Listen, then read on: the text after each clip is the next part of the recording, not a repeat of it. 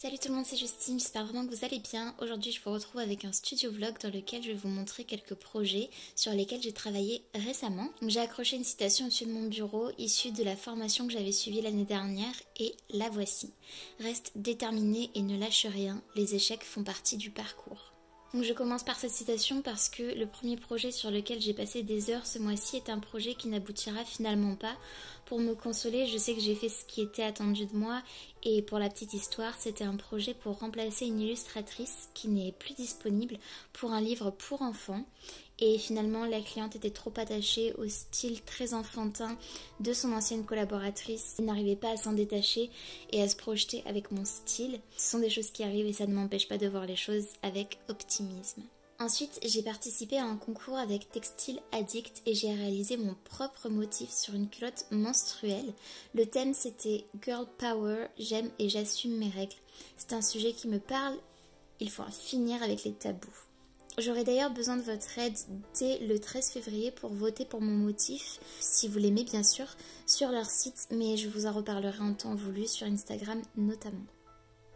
Donc je vous montre un petit peu le processus de création. Je vous ai pas montré la partie où j'ai dessiné les petits éléments, mais je vous montre du coup la création du motif avec mes éléments dessinés de façon numérique, donc en digital painting sur ma tablette que j'ai ensuite importé sur mon ordinateur et que j'ai agencé pour en créer un motif qui sera du coup retranscrit sur la culotte menstruelle. En général, je ne suis pas hyper fan de ce genre de concours, mais cette année j'avais vraiment été inspirée par le thème et je me dis que si jamais j'arrive dans le top 3, ça me permettra peut-être d'avoir un peu plus de visibilité et du coup de faire connaître mon entreprise davantage et c'est toujours intéressant. Ces derniers temps, j'essaie aussi de me créer un environnement de travail clair, rangé et organisé. J'apporte un peu de décoration dans mon bureau et de couleurs parce que c'est plus stimulant pour créer et travailler. Il me reste encore des améliorations à faire pour que mon espace travail soit parfait, mais je m'en occupe petit à petit. J'avais trouvé ce petit meuble en carton en kit chez Aldi pour environ 5 € et j'aimais beaucoup le motif très doux et fleuri. Vous me voyez donc le monter, il me sera très utile pour ranger plein de petites choses qui encombrent un petit peu mon bureau. Lors de mes journées de travail, je prends un moment pour réécouter la formation que j'avais suivie l'année dernière. Ce sont des vidéos organisées en modules, c'est très bien fait et pratique. Et je me réimprègne des connaissances acquises. J'écoute de nouveau les bons conseils sur le métier d'illustratrice et l'entrepreneuriat pour les appliquer au quotidien. Je relis mes notes et c'est comme suivre la formation une nouvelle fois, mais en accéléré.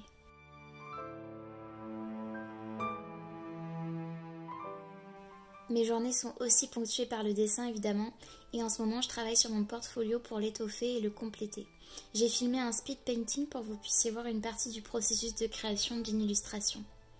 J'axe les illustrations de mon portfolio sur des sujets vintage et sur des thèmes qui me parlent comme la délicatesse, la féminité, la coquetterie, l'élégance, etc. Ici j'ai choisi de représenter un fauteuil ancien en bois et à l'assise en velours rose.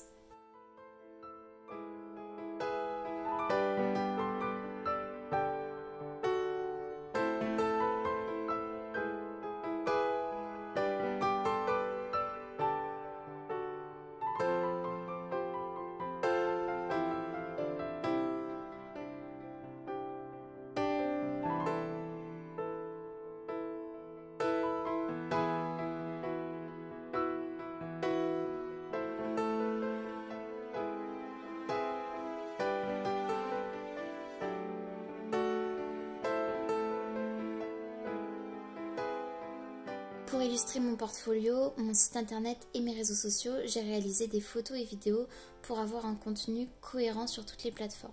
Je m'occupe de disposer des objets déco et des éléments vintage que je possède pour mettre en valeur mes illustrations. Je vous montre les backstage des photos et j'ai aussi réalisé quelques prises de vue pour des Reels, Instagram et des TikTok.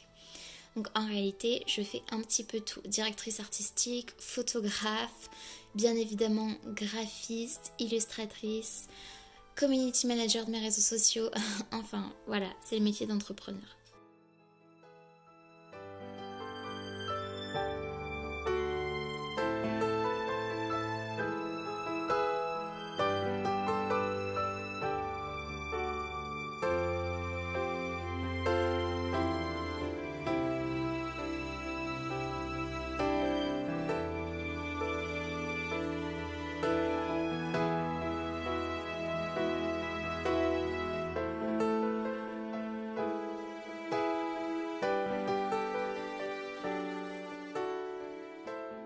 En tout cas, j'espère que ce premier studio vlog vous aura plu. N'hésitez pas à me dire en commentaire ce que vous en avez pensé, à le liker et à vous abonner.